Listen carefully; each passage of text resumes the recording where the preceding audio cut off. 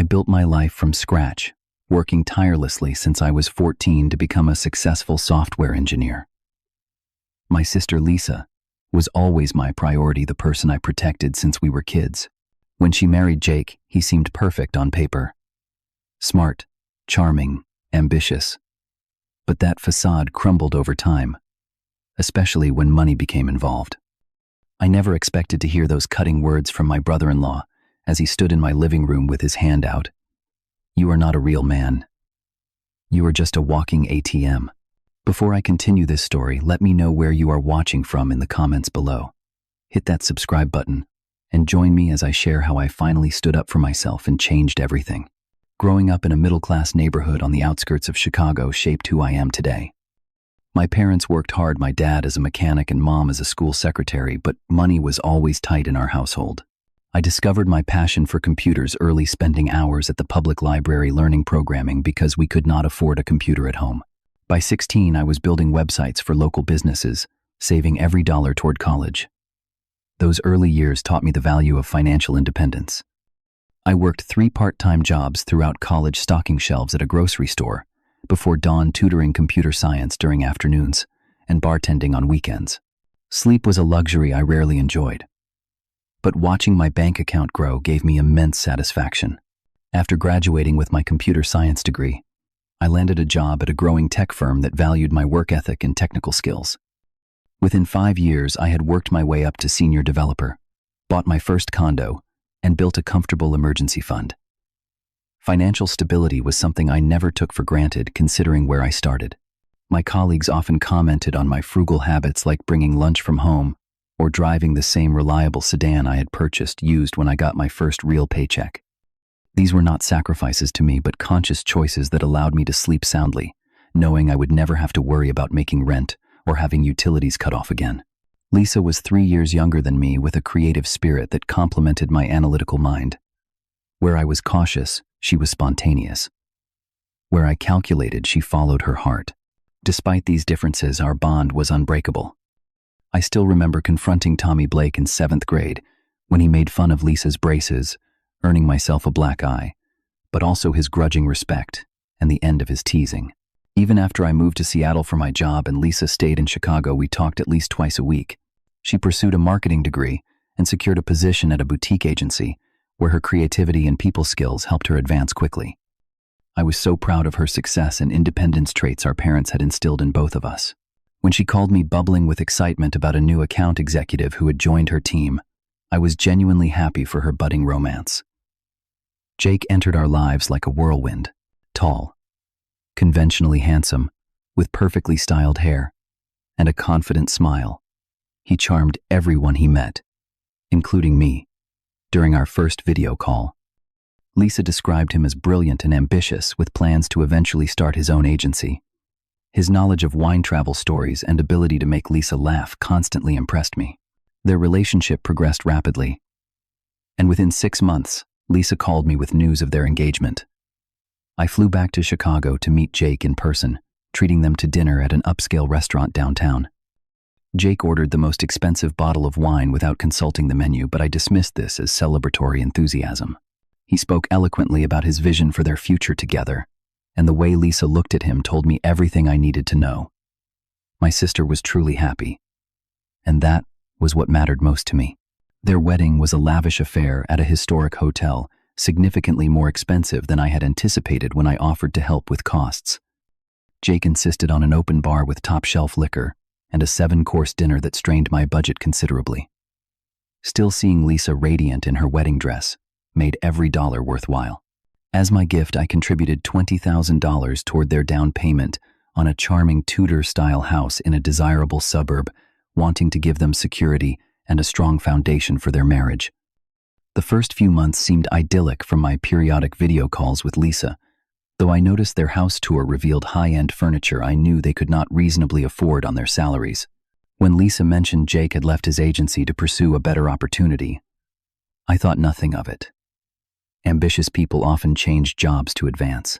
It was only when the calls became less frequent, and often ended abruptly when Jake entered the room, that I began to wonder if something might be wrong.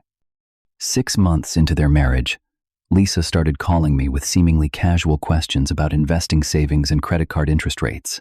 The conversations felt rehearsed, as if she was gathering information without wanting me to know why.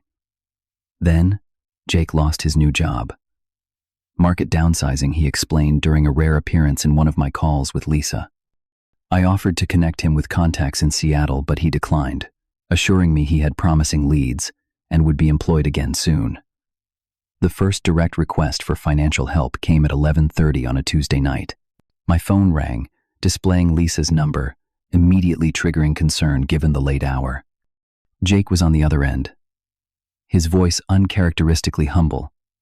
As he explained, they were facing a mortgage payment they could not cover due to his unexpected unemployment, stretching longer than anticipated. My instinct was hesitation. Despite my stable finances, I had always believed in lending money only when you can afford to lose it, considering how financial matters often complicated relationships. But this was Lisa, my little sister, facing possible foreclosure, if I believed Jake's urgent tone. I asked to speak with her, and her tearful confirmation broke my resolve. I transferred $5,000 that night after Jake promised it would be repaid within 3 months when his new job started. He texted the next day with profuse thanks, calling me a lifesaver and true brother. Lisa sent flowers to my office with a handwritten note expressing her gratitude. That gesture touched me deeply, making me feel good about helping them through a difficult time. The 3-month repayment date came and went without mention. When I carefully brought it up during a call with Lisa, she seemed confused, then flustered, saying Jake had told her they had worked out a different arrangement. I dropped the subject, not wanting to cause tension, though an uneasy feeling settled in my stomach. That $5,000 was the first of many financial requests that gradually increased in frequency and amount. Their car needed unexpected repairs. Their roof developed a leak. Medical bills for Jake's mother required immediate attention. Each time the story was compelling, the gratitude effusive, and the promises of repayment sincere. Each time repayment never materialized. Instead, I would see Instagram posts of them at exclusive restaurants, or Lisa sporting new designer accessories that she quickly removed from her profile when I mentioned admiring them. My concern grew into a quiet investigation. A mutual friend mentioned Jake's new golf club membership at one of the most expensive courses in their area. Another commented on the sports car Jake was driving, assuming I must have known about the purchase given my close relationship with Lisa. None of these luxury items aligned with the financial distress they consistently described to me. During Thanksgiving at our parents' home, I noticed how Jake subtly worked his latest purchases into conversation while never acknowledging the substantial sum he now owed me. When I mentioned an upcoming vacation I had planned, Jake raised his eyebrows and commented that I must be doing very well indeed to afford such indulgences. The irony was palpable, considering my moderate all-inclusive resort package cost significantly less than his new golf clubs.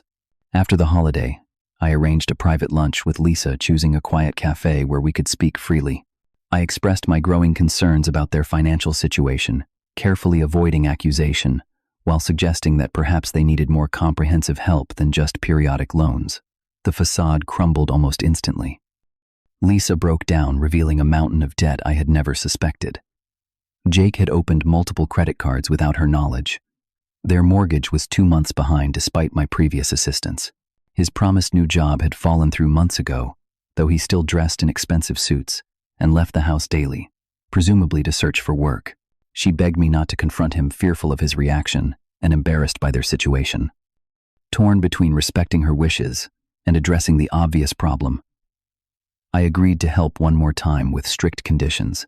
They would seek credit counseling, to create a budget I would review monthly, and all future financial decisions would require mutual agreement. Lisa agreed, tearfully expressing profound gratitude while extracting a promise that Jake would never know about our conversation. For her sake, I reluctantly agreed. Jake began contacting me directly after that, seemingly unaware of my conversation with Lisa. His requests became more frequent and his justifications more elaborate. A business opportunity needing seed money, an investment that would yield returns sufficient to repay everything within months. A medical procedure for Lisa that insurance would not cover, though she never mentioned any health issues during our private conversations. His manipulation tactics evolved into subtle guilt trips and invocations of family obligation. When gentle reminders about repayment went unanswered, he would respond with comments about his surprise that I would pressure family during difficult times, or questions about whether my career success had changed my values. Meanwhile, his social media showed concert tickets, weekend getaways, and expensive restaurants, always with captions about deserving treats during stressful periods or celebrating small victories. Lisa became increasingly defensive when I asked about their progress with financial counseling or budgeting. Our once open conversations grew strained, with long silences and vague answers. She stopped initiating contact, responding to my messages hours or days later with brief non-committal replies. The distance growing between us hurt more than the financial strain, but I struggled to find a way to bridge it without causing further damage. One afternoon, Jake called asking about a work bonus I had mentioned months earlier.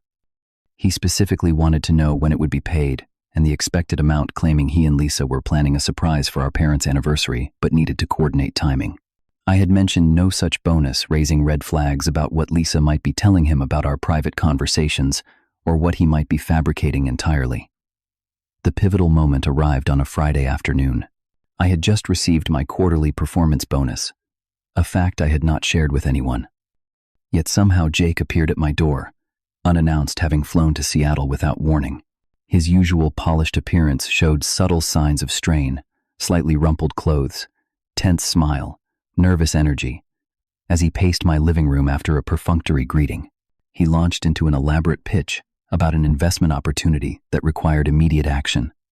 $20,000 would secure their position in a real estate development with guaranteed 40% returns within 6 months. The developers were personal friends, offering this opportunity to a select group. The urgency was due to another investor backing out last minute. This time I asked questions. Specific, detailed questions about the development company, location specifics, projected revenue models, and why such a profitable venture would need small investors rather than traditional financing. With each question, Jake grew increasingly agitated, his answers vague and contradictory. When I requested prospectus documents or contact information for these developer friends, his expression darkened. That is when it happened. His carefully maintained facade cracked completely as he spat out the words that would change everything. "You are not a real man. You are just a walking ATM to us. Successful but pathetic, with nobody to spend your money on except your sister. At least I am putting your family money to good use, enjoying life." The shock of his naked contempt rendered me momentarily speechless.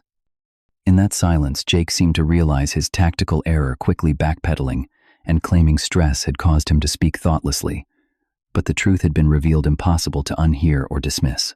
I asked him to leave immediately, an instruction he protested, until I reached for my phone, suggesting I could call both the police and Lisa to discuss the situation. He left with a slam of my front door and a promise that I would regret my selfishness. That evening sparked an investigation I should have conducted months earlier. I called a close friend who worked in banking to discuss signs of financial abuse and fraud, while keeping details vague. I contacted Lisa under the pretense of checking travel dates for an upcoming family event, using the conversation to gauge her awareness of Jake's Seattle visit. Her genuine confusion confirmed he had traveled without her knowledge. The next morning, I called my parents, carefully inquiring about the anniversary surprise Jake had mentioned. They confirmed no such event was being planned. With mounting evidence of deception, I hired a financial investigator, a decision that felt extreme but necessary given the substantial sums involved and the deliberate pattern of manipulation. The results exceeded my worst suspicions.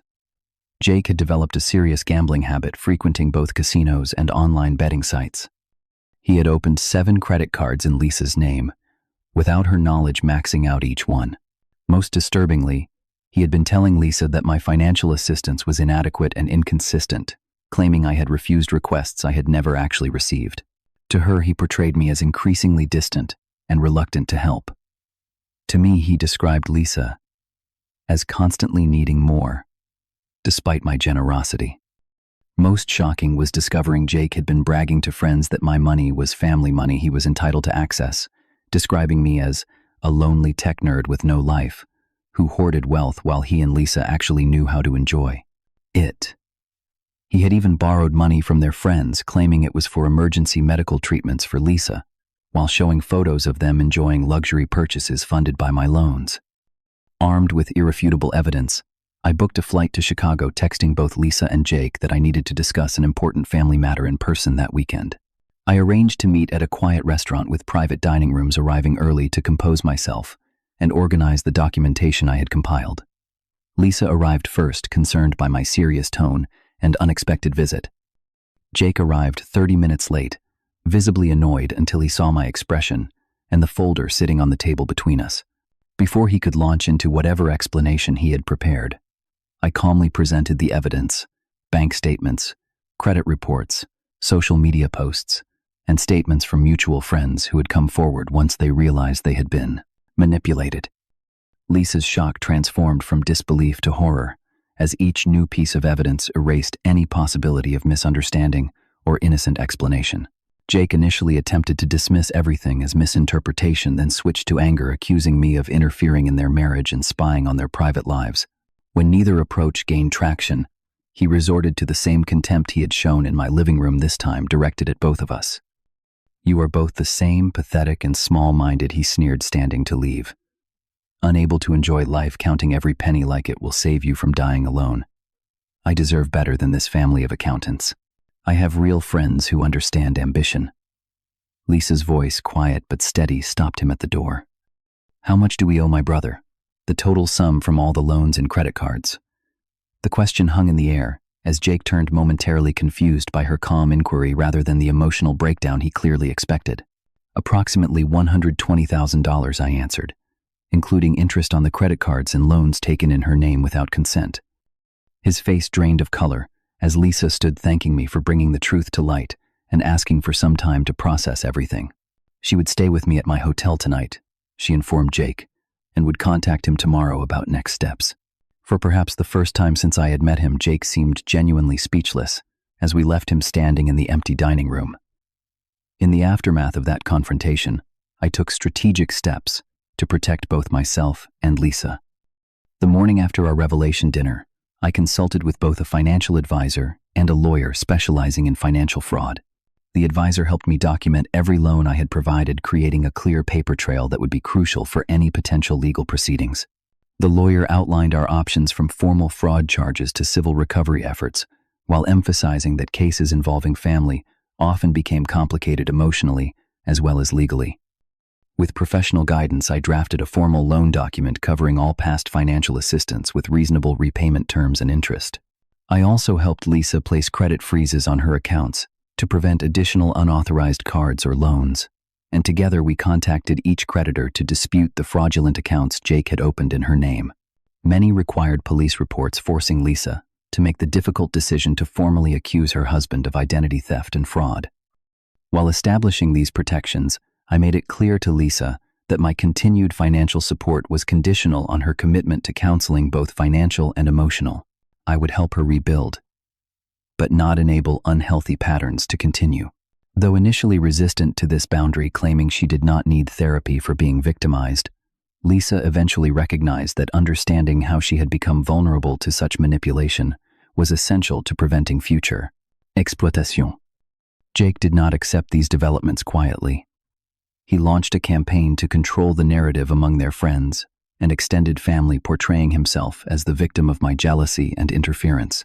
He claimed I had always resented their happiness and had manipulated Lisa with exaggerated accusations because I wanted to control her life. Several relatives called me with concerns, having heard only his version of events. Instead of responding with anger or defensive explanations, I calmly presented facts without emotional commentary. I offered to share documentation with any family member genuinely concerned about Lisa's welfare, while respecting her privacy regarding specific details. This measured approach gradually turned the tide of family opinion, especially when Jake's extravagant spending continued, despite his claims of being financially abandoned by his wife and brother-in-law. Lisa moved permanently into my hotel suite after discovering Jake had emptied their joint accounts the morning after our confrontation. What little financial foundation they had left crumbled entirely, with mortgage payments missed and utility disconnection notices arriving daily. Her name was on everything, her credit score plummeting with each new default. The home I had helped them purchase would almost certainly face foreclosure, given the substantial equity Jake had extracted through refinancing without her knowledge. Throughout this period, Jake alternated between threats and attempts at reconciliation.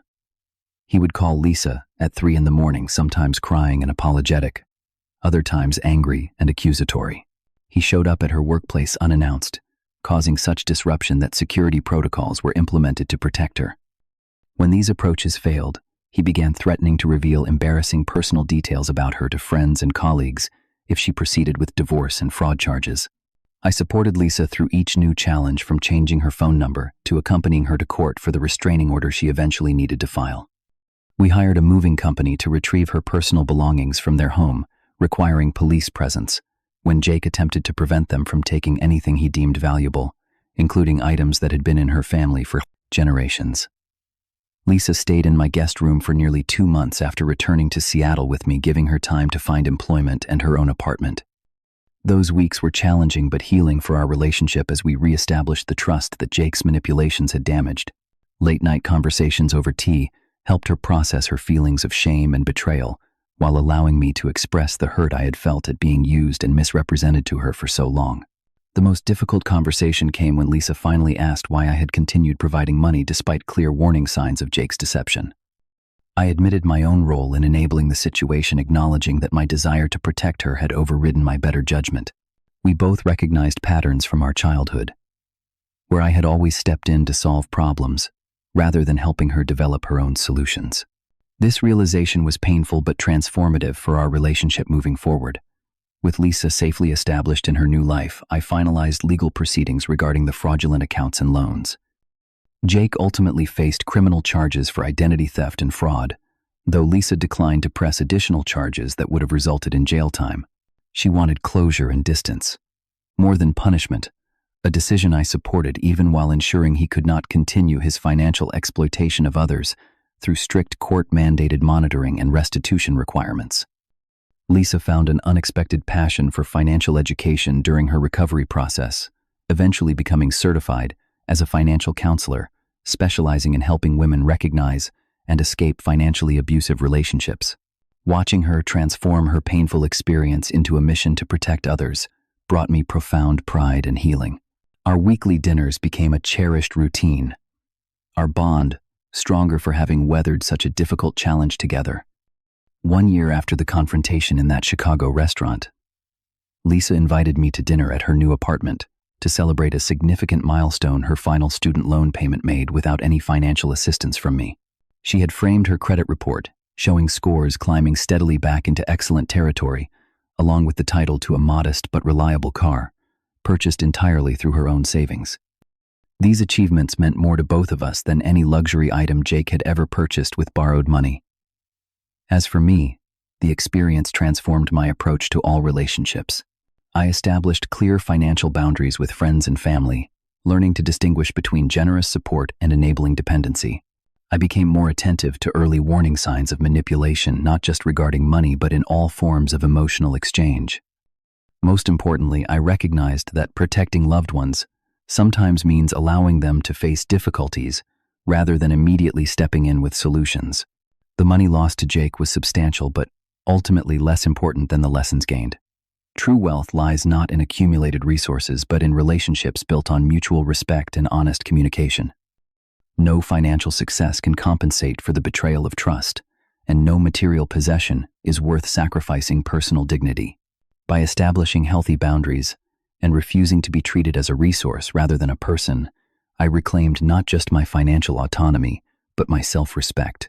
If you have ever been taken advantage of by someone you trusted, remember that recognizing your own worth is the first step toward healing. Have you ever had to stand up against financial manipulation from family or friends? Share your experience in the comments below.